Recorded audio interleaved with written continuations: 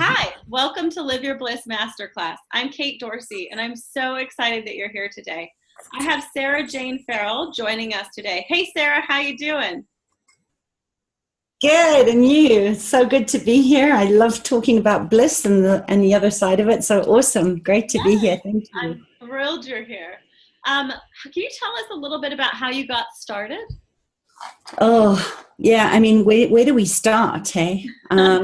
On this messy, beautiful, brutal journey called life and following your bliss. I think for me, it really has been agony from the beginning. I kind of grew up in the bush in Zimbabwe. I had a beautiful life on the outside, but it was also a war zone. We were literally fighting a bush war, and I just kind of felt in the middle of it all that there was something missing. Something was missing from my life, and I had very few friends. I was highly sensitive. I had better conversations with rocks and trees and animals than I did with people. And I much preferred the company of them too, because I could just be myself and, just feel into my emotions without being made wrong or judged or something that needed to be fixed.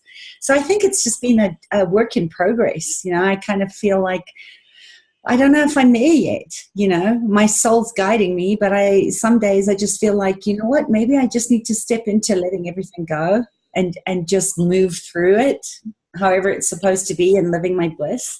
Because it's the agony, isn't it? The sort of contrast of in order to feel bliss, we have to be willing to feel the agony or feel into the pain and instead of trying to avoid it.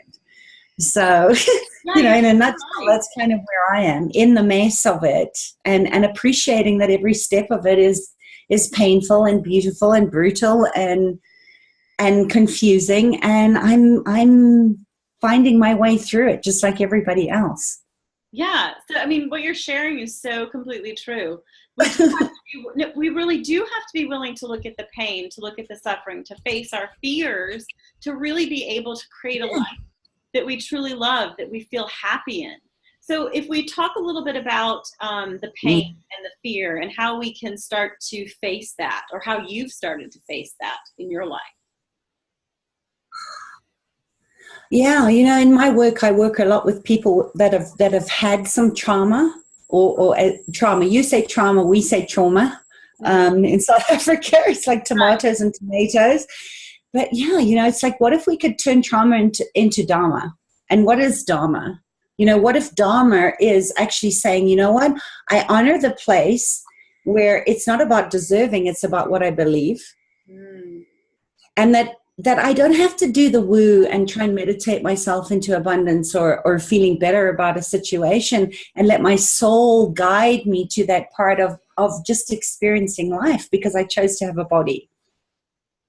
Oh, I love so it. that's kind of where I live. It's just like remembering that we're cyclic beings, that we're here to create life, not from a place of working hard or having to be high all the time, but really acknowledging that actually, you know what, I'm not fine.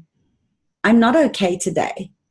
And I always say it, and it sounds a little cliche, but I always kind of say to my clients, be willing to give yourself permission to feel everything. You can't say, I just want the happy parts, and I don't want, I want to spiritually bypass the suffering, but to actually see that beyond the suffering there is a gift in it, and there's no time limit on when you get there, that it really is an event within an event, that is the experience of having a body. So you're saying be open to the experiences that we're having, because ultimately it's all a part of life and all a part of the journey that we're on. Yeah, my sort of PhD of life experience has been that it has to get messy, and I have to be on the bathroom floor in a pile of snot sometimes in order to actually yeah, it's okay. We've just been so programmed into overperforming and looking for this perfection or this fantasy or insanity of what life should look like, from the princess and the pea, or the prince having to save us, and instead of tapping into the fact that we are actually very passionate and we're very powerful. Yeah. But what would you say, like, if somebody wanted to start to tap into that power, into that recognition of who they truly are, what would you guide them to do to start to create that, open up to that? That's a great question. And in this moment, because that's all I have, Yeah. I would say, just allow yourself to feel viscerally in your body. You know, we always intellectualize, and because we have a prefrontal cortex, which animals don't live from. I mean, animals have been my greatest teachers. It's about patience, and it's also about compassionate listening. It's got nothing to do with deserving. It's got to do with, what do I believe in myself that can tap into that space of just remembering who I am. And it's all heart stuff.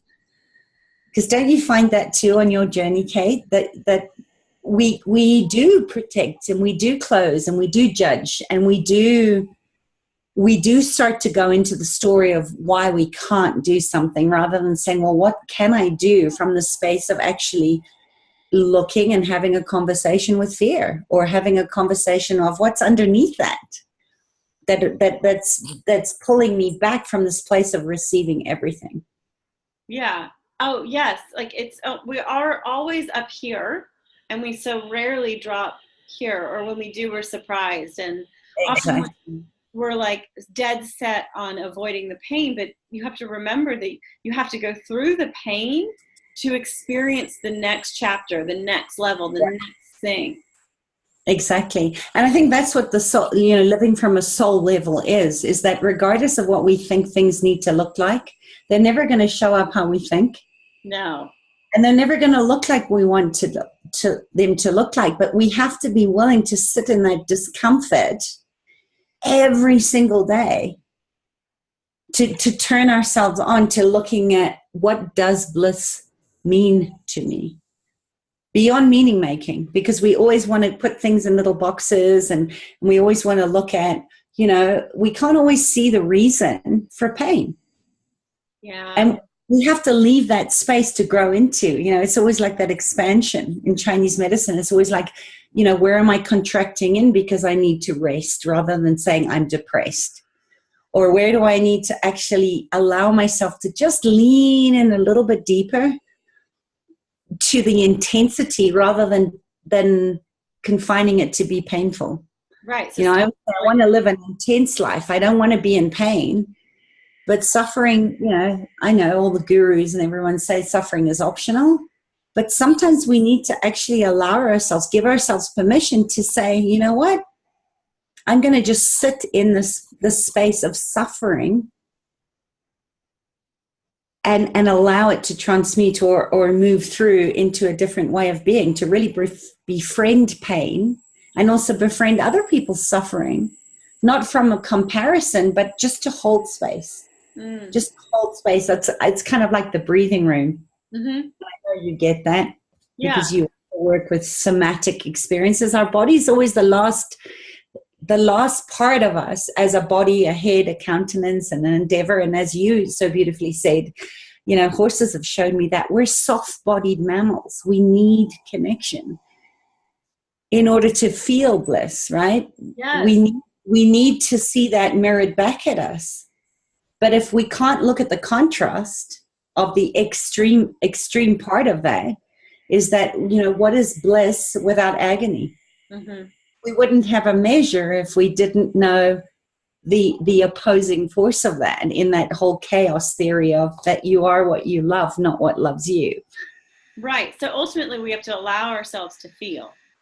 Yeah. I know that whenever I do that, if I go into the suffering, there's always a story that eventually arises, and I view that as an opportunity to work through it. Yeah.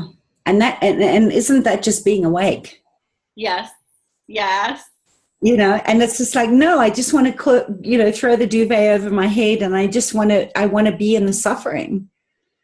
And it's just like, well, what if you allowed yourself to do that? Literally write a permission slip to yourself to say, you know what? It's okay to be here right now. Without time or construct or definition or projection about any of it, but just to say, you know what?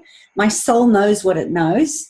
Mm-hmm. And I chose to be here to to be thrown out of the nest a million times, knowing that I'm going to be more resilient, more powerful, more in my truth, more in trusting that the universe has my back. Right. Yeah. That let yourself feel your way through it instead of trying to control it. Of course, you don't like to feel that way, but you honestly have to go into the darkness to really start to open up to the light. Absolutely. And that's such a beautiful point that you're touching on, because we don't give ourselves permission to be there. Yeah. It's just like, that's where I always see animals, you know, when I watch a herd of elephants at a watering hole, and they're just in total allowance of, be here in the tribe, move away if you want to find some juicy, delicious. Nobody's judging you. And that's that energetic truth that even hell has the gift of bliss in it. That you can just be there. You know, you don't have to be moving towards anything that you're not in that moment. It's a moment by moment thing of growing yourself up and living beyond that story where your nervous system is saying, hey, if you stop telling the story, you're going to kill me. And that means death to the body. But letting the body have that visceral sensate in being in touch, and also trusting that you don't owe anybody anything. There is no deserving. There is just of how can I serve in a bigger way. Yeah. Does that make sense?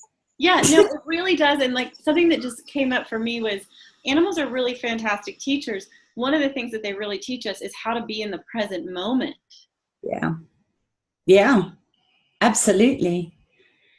Because that's all that we have. And yet we're the only species that need tribe and push it away, right? Because we don't feel like we're worthy or deserving, or, you know, we're so easily self-flagellating.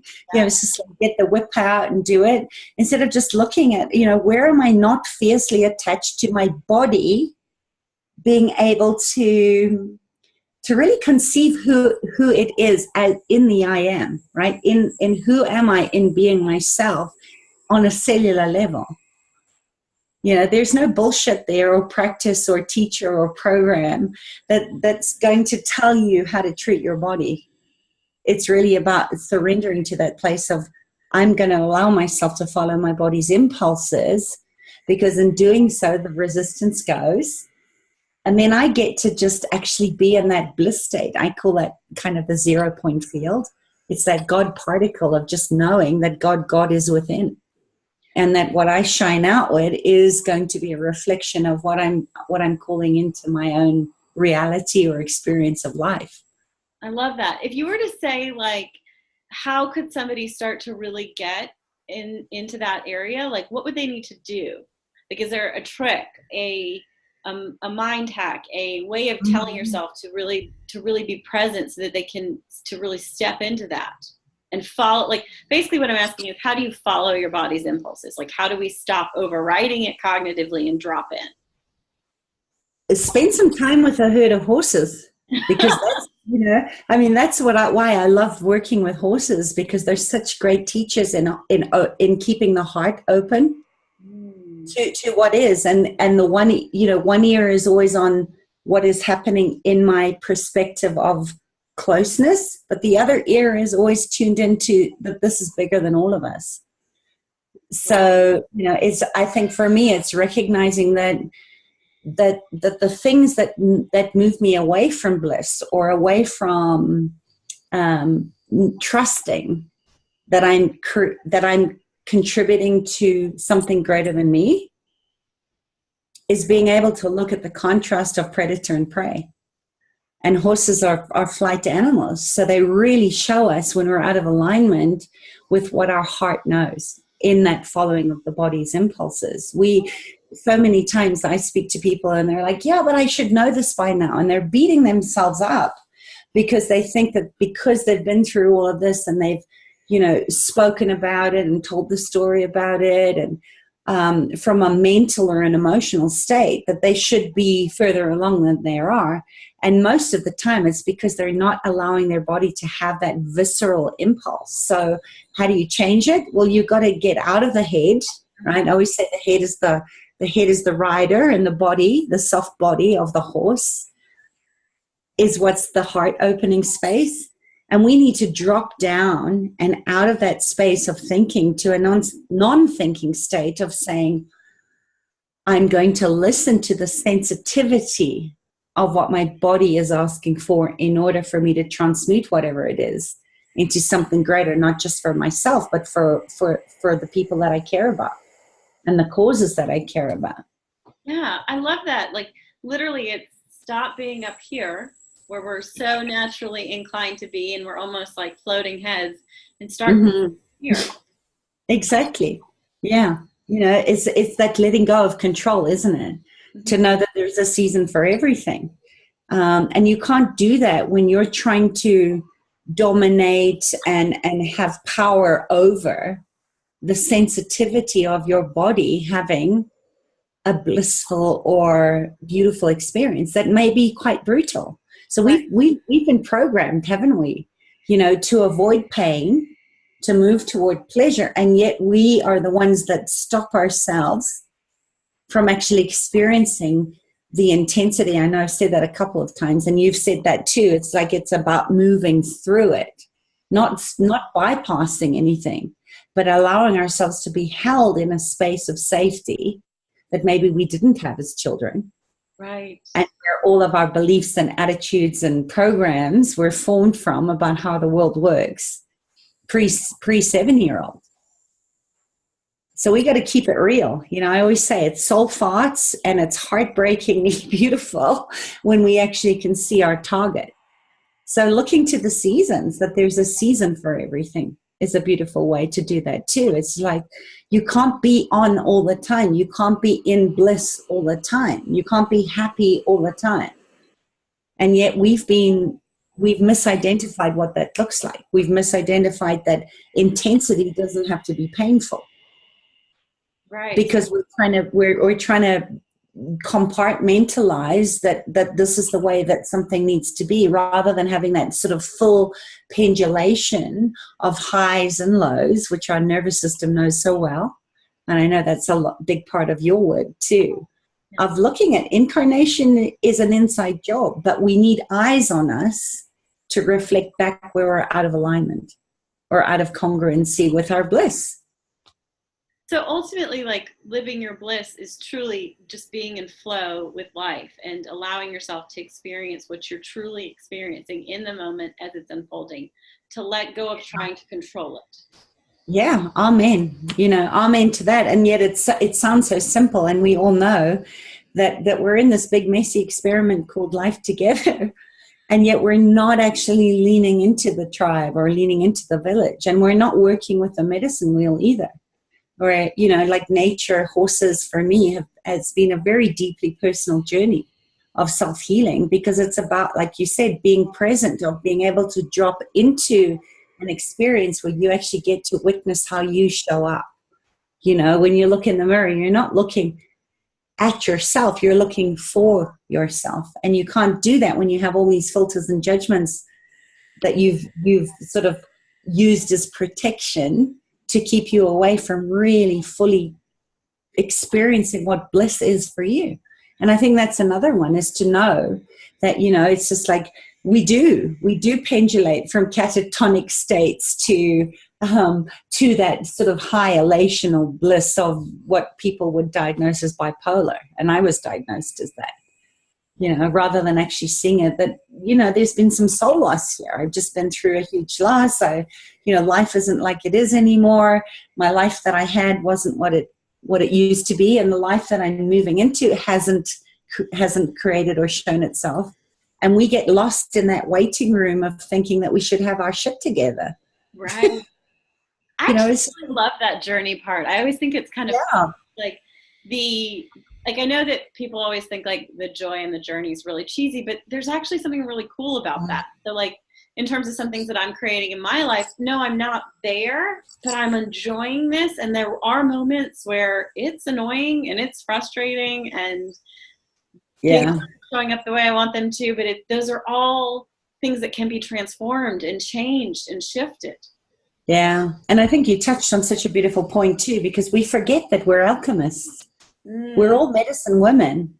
And yet we don't always know which medicine is right or light for what we're going through. And that's okay too. You know, it's the medicine comes, and nature again shows us that. It's constantly reminding us that there's no lack and scarcity. There's nothing to be afraid of.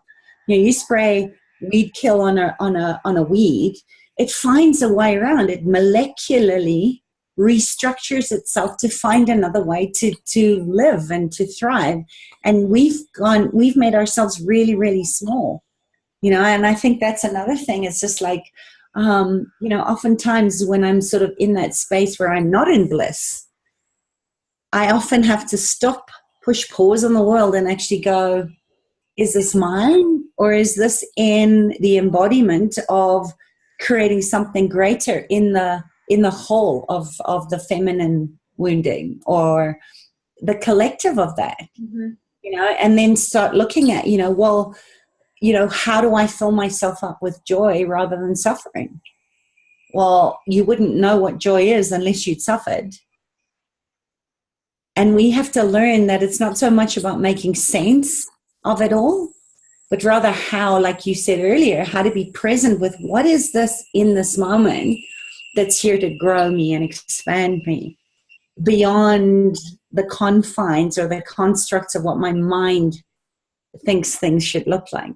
Right. Because because ultimately, like, yes, that suffering is there for a reason. It's telling you something. It's protecting you. It's helping you. It's aiding you. And if you stop fighting it and you start asking what's actually going on, you'll be amazed at what happens. Exactly. And I think that's the opportunity that we get to see a new aspect of ourselves where we can really witness ourselves as fully expressed. Yeah. In that space that there's no right or wrong or good or bad. But there is contrast, there is duality, and there's also the illusion of what bliss means. Mm. You know, before we got on this call, I was really, you know, I took some time to really ground and ask what it wanted to come through that people could hear in this. And it was just like, you know what, truth like love, it can't stay buried forever. And it's seeking about this, you know. No one wants to speak about the heavy stuff. And you and I both do work that's pretty heavy. It is. It's very, you know, but we have to, it's heavy. Yeah.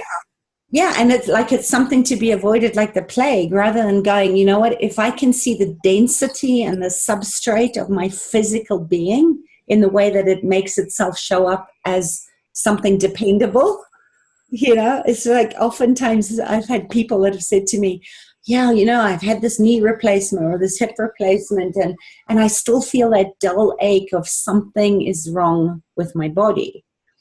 And it's just like, well, why would the consciousness of the cells continue, even though you've got new vitality, or, you know, you've done all this lifestyle changing stuff, you still feel that part of you that is missing the sensory dynamic of alchemy.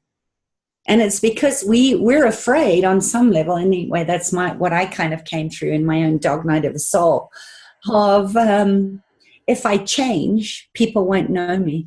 They won't recognize me as Sarah Jane.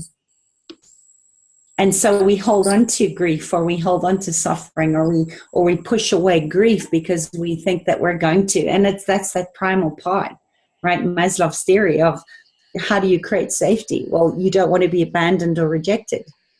So how many of us are actually pushing bliss or elation or absolute ecstasy in the devotion to our bodies away, because we're afraid that if we did that and we shone our light the way that we're supposed to, and we all signed up for that in the soul contracts of choosing bodies at this time of life where there's a lot of chaos going on. And nature's just saying, chaos theory is necessary. Mm-hmm. You know, this is how we shake ourselves awake and start to connect into not me too movements, but for me, it's just like we too. We're all in this together. Right. And yet we're afraid of transmuting and using our alchemy or our magic. when nature's just like, could you just do it already? And the animals are saying, could you just stay here a little bit longer? Right. But we're afraid of seeing that new aspect of ourselves for fear of being abandoned. It goes back to that sort of primal reptilian brain stuff of if I don't know who I am, then how will anybody receive me? Right. And when we do that, then we can't be receiving of what people are offering us, or nature, or the animals, or our life, or our businesses, because we're stuck in this story, right? That we've told ourselves that keeps us stuck in lack and fear and depression and anxiousness, rather than looking at the spelling as medicine women, as change makers and lighthouses. It's just like we have to be very aware of what we're spelling into reality by what we're speaking outward, but what we're also speaking inward. Yeah. It's a beautiful thing. Yeah, and I love what you're sharing about, like, we really do have to be real about the suffering and allow ourselves to. I know you have a free gift for our audience. Would you tell us what it is? I would love to. So again, it's just like, this is about trusting that rather than saying you don't know. And a really good place to start to take that first step back to your heart, back to belonging to yourself, is to know, acknowledge and witness the parts of your life where perhaps you're still telling the story from the child part that's stuck in the trauma. So I'm just offering everybody an opportunity to take the ACE taste. If you don't know what that is, it's about adverse childhood experiences, which sounds very serious, but it's really about looking at, owning the parts of you that are still stuck. Yeah. And when you do that, then you can start to look at, where you're putting unnecessary stress on your body and on your life and your business and your relationships. And then taking the steps to start to come back into right relationship with living from your heart, from being human kindness rather than human nastiness. Yeah. Oh, guys, that sounds fantastic. If you just scroll right below, you'll see the link to Sarah Jane's free gift. And Sarah Jane, where can they find out some more information about you? Thank you for asking. So various places. I'm all over the place on social media and YouTube. But if you just go to Access Your True Nature, which is what I want more than anything, yes, people to really, really access the parts of themselves that are pushing themselves away from leading a blissful life. They'll find lots of free resources and a beautiful community that's really standing in that space of deep reverence and compassion to see you exactly where you are and meet you where you are. So that's accessyourtruenature.com. Okay, guys. Thank you so much for being here today, Sarah Jane. Y'all, I hope that you really benefited from this. She really addressed how important it is to stop ignoring and avoiding the pain and ultimately to allow yourself to experience it. That nature is giving us messages, our body is giving us messages, and you have a chance here. Don't avoid the pain, allow it, because what will unfold from it will be incredible. Absolutely. All right. Bye, guys. Thank you. Bye, Kate.